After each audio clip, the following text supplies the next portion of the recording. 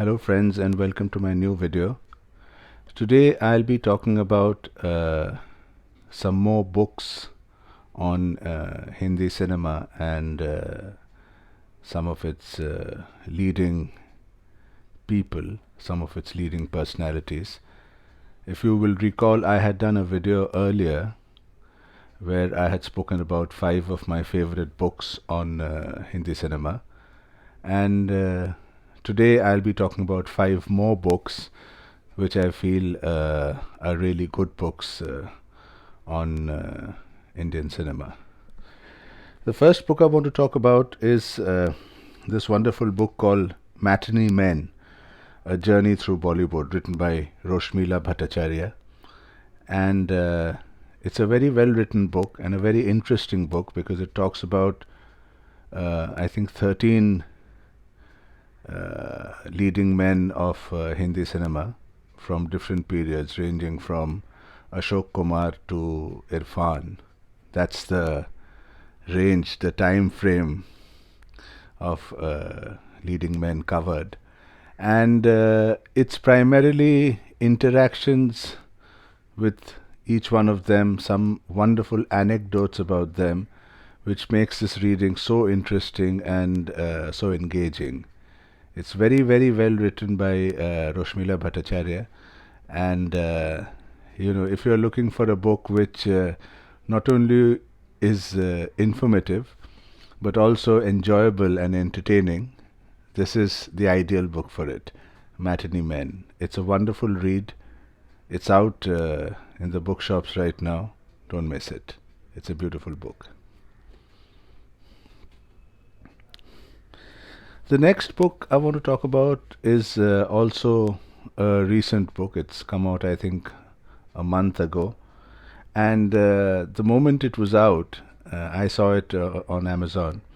And the moment I saw it, I knew I had to pick this book up and read it because it's about a favorite filmmaker of mine, and it is an autobiography written by herself. It's a Patchwork Quilt by Sai Paranjape, one of the pioneers of the middle-of-the-road cinema in the 70s and 80s, along with Rishikesh Mukherjee, Basu Chatterjee, Gulzar.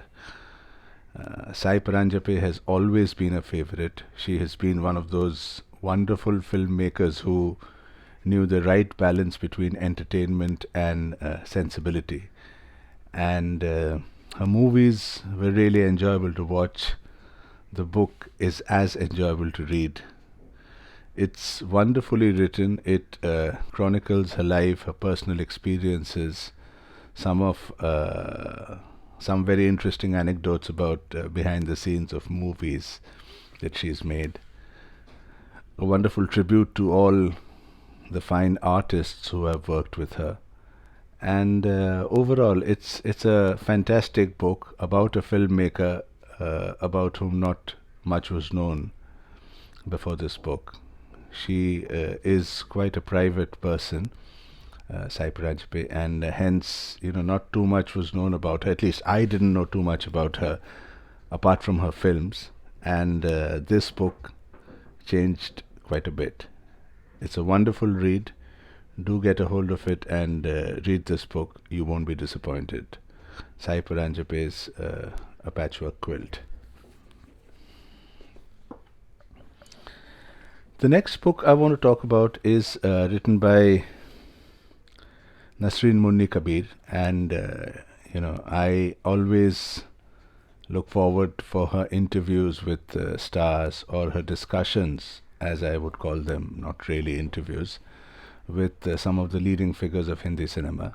This one is a biography written by her on one of the most celebrated directors, filmmakers, and actors of Indian cinema, Gurudev.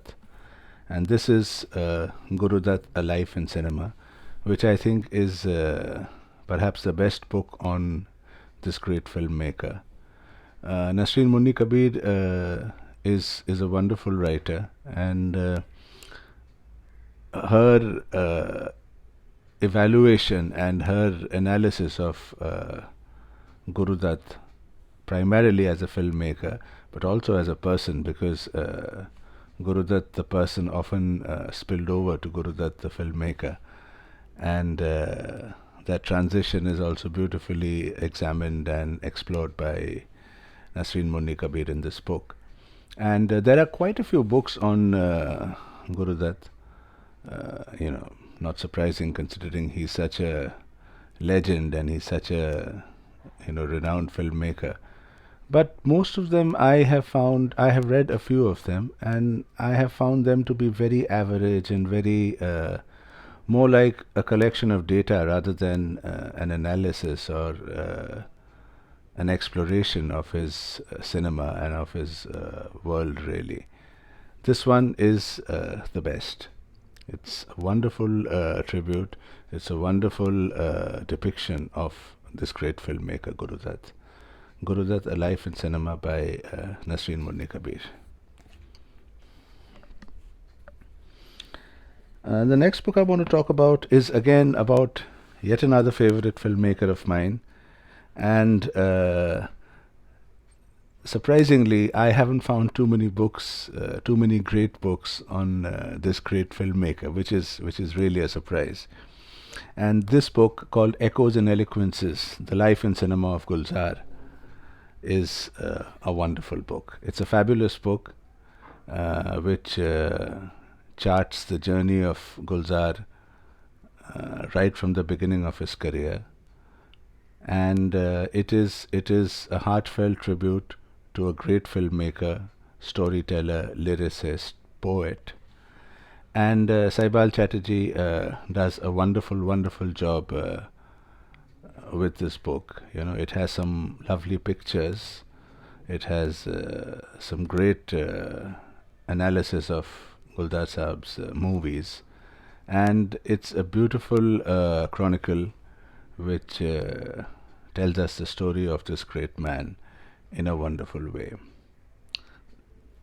The Life and Cinema of Gulzar. I'll try and show you some pictures from the book. And there are some really rare pictures, like this one. If you see, it's Dharmendra and Sharmila Tagore in Gulzar Saab's unfinished film Devdas.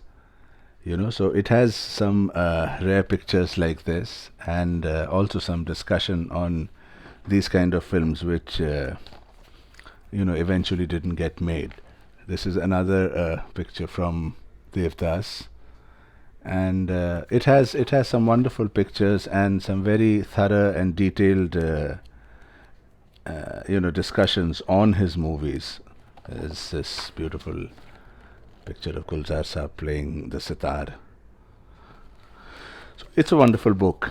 Do try and get hold of it and read it. It's a beautiful book.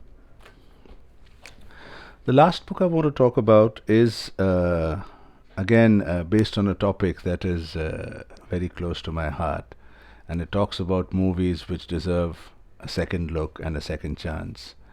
And it's written by Deepa Galot, and it's called Take Two: 50 Films That Deserve a New Audience.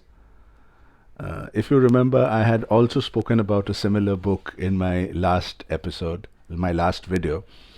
That was about 40 underrated movies. This list that Deepa Galot has compiled is slightly different from the one which Avijit Chaudhary had done with his 40 underrated movies. These movies are not necessarily underrated. There are some very famous movies like Roti, Kismet, Anupama. So these are landmark movies in any case. But it's an attempt by Deepa Galot to introduce these movies, to reintroduce these movies to a younger generation. She starts off the book with quite a surprising line that a lot of youngsters, she found out to her dismay, didn't know who Raj Kapoor was. And eventually they understood that he was the grandfather of Kareena Kapoor and Ranbir Kapoor. That's how they associated Raj Kapoor. And she says that she felt the distinct need for the history of Hindi cinema to be properly chronicled and to be told to a new generation. And I think this book is one part of that, where she attempts to familiarize the new generation with some old classic movies which they might have missed. As I said, it's not just underrated movies. Some of these movies are really, really well known and classics, but maybe they need to be revisited for the younger generation. The first movie I think she has is from 1933. Yes, Karma from 1933 is the first movie she talks about. And she talks about important movies like Jogan, Jal, Roti, Chandni Chowk, Paying Guest. They're all well-known and famous movies, but lost to the new generation. And then she has movies like Mujhe Jeene Do and Mr. X in Bombay, Dur Gagan Ki Chhao Mein. And the last movie she covers is the 1990 movie Disha. So that's the time period from 1933 to 1990. And these are 50 wonderful movies which everyone interested in cinema, in Indian cinema, from the new generation should watch. And they'll get a wonderful idea of that period of Hindi cinema by reading this book, Take Two. It's a wonderful book, very informative, very, very well written, and do read it if you can. Well, so these were my 5 favorite books, 5 more favorites, I should say. I still have quite a few books I want to talk about, so maybe there might be a third part as well to this video. But till then, enjoy these books. Most of them are available. I think all of them are available online or in bookshops. You'll definitely get Matinee Men and A Patchwork Quilt in the bookshops right now, because they are very recent books. And the other ones, like the Gulzar Saab book, Take Two, and the Gurudev book, you will definitely get online in one of the online stores. So do try getting hold of them and read them to discover the wonderful world of Hindi cinema. That's all for this week, and I'll see you next week. Till then, bye for now.